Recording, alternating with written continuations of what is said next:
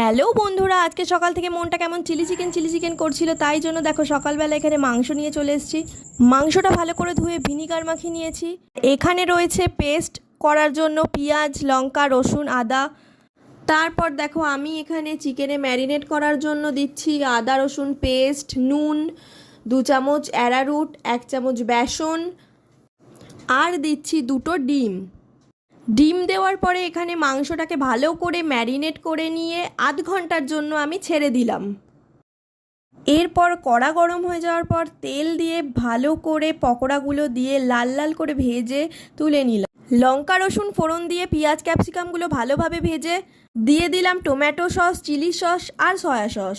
এবার লঙ্কা গুঁড়ো, চিনি, নুন ভালো করে দিয়ে নেড়ে নিয়ে 1 চামচ অ্যারারুট গোলা জল ভালো করে দিয়ে দিতে হবে গ্রেভির মধ্যে।